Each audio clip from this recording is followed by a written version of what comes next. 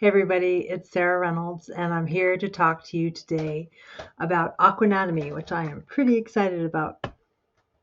So, Aquanatomy is actually two 50-hour courses in anatomy and physiology that are specifically designed for aquatic body workers. Aquanatomy was originally created by Alexander George, the founder of Healing Dance, and he has recently graciously turned the reins of the course over to me, and I have expanded it into two courses. These courses are in-person courses. They are hands-on, interactive courses. They are creative, they are fun, and they happen both on land and in the warm water pool.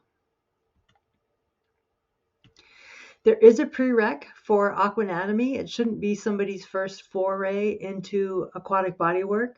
So students should have taken at least a weekend workshop in some recognized form of aquatic bodywork. The two 50-hour courses do meet the requirement for Healing Dance certification. If you are taking these courses through another training institute that is WABA approved, they can also be counted towards your anatomy physiology requirement for WASU certification. So most training institutes have a chart like the one you see here. The one on the left is the Healing Dance Institute chart.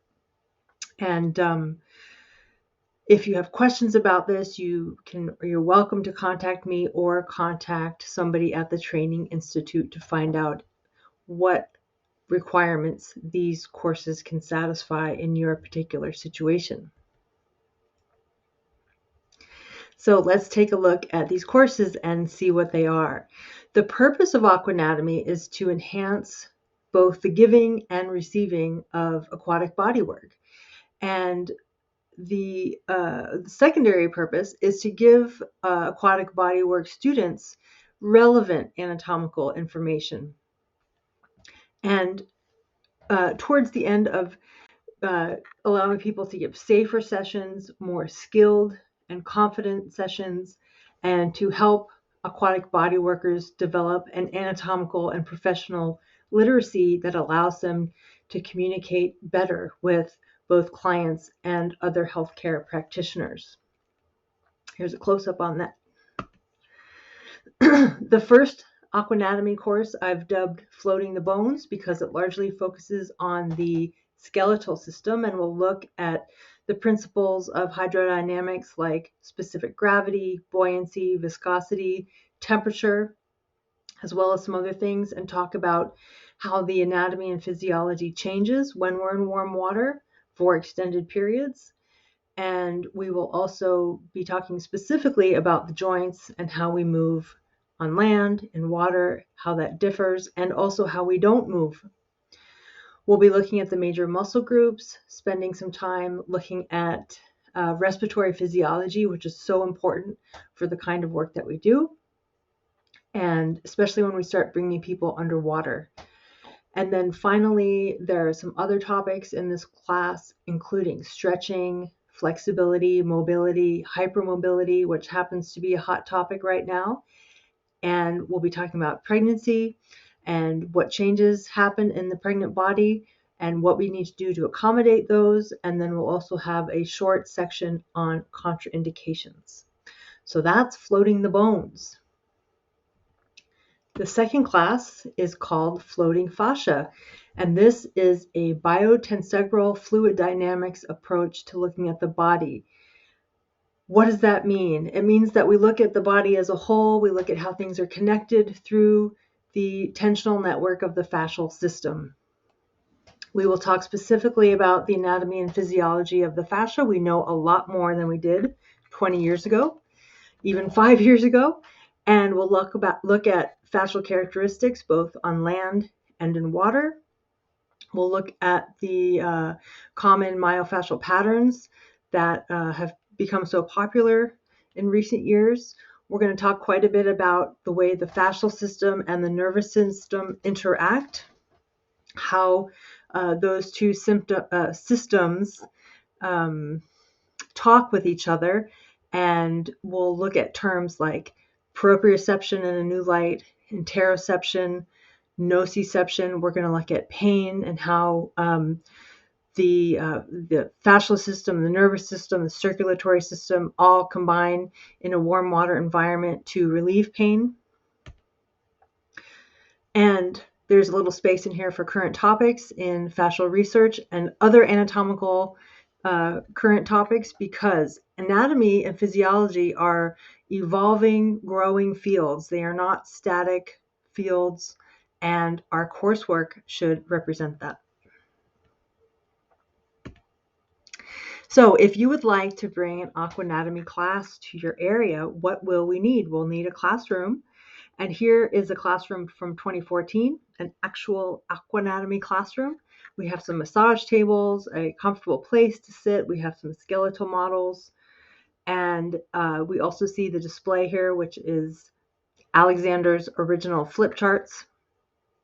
We won't be having those in class, but they have been integrated into the digital presentation that I'll be using, which will be a lot like what you see here. And we will, of course, need a warm pool.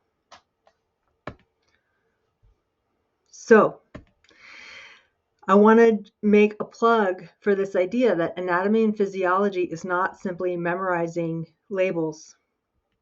That would be really boring. And we know as body workers that our anatomy is anything but boring. So anatomy and physiology is about spatial relationships. We can make maps of the body.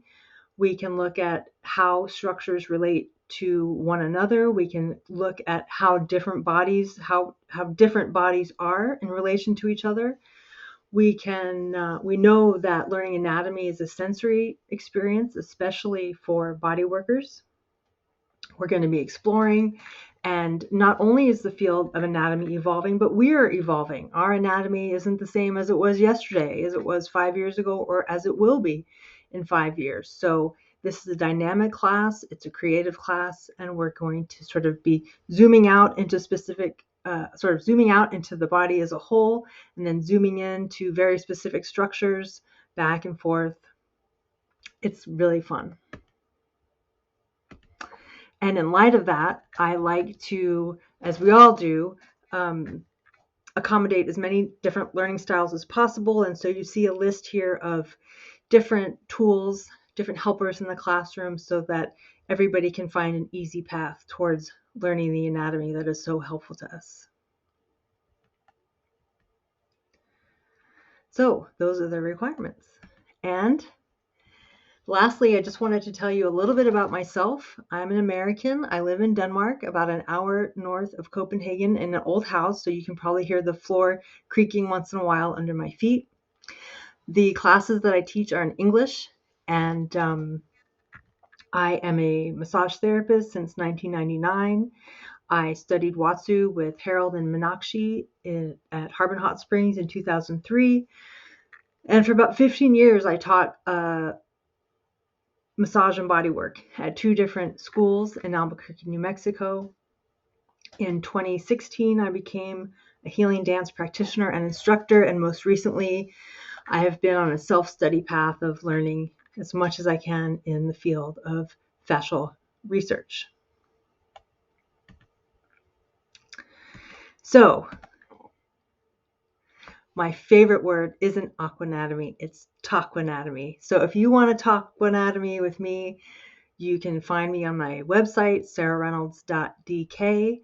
You can also send me an email at sarah@aquanatomy.com. I'm on social media here at these particular places, and let's get together and see how we can bring an aquanatomy class to your area and get your students on their way to giving safer, more skilled, more confident, and more literate sessions. Thanks so much for your time and attention. Ciao!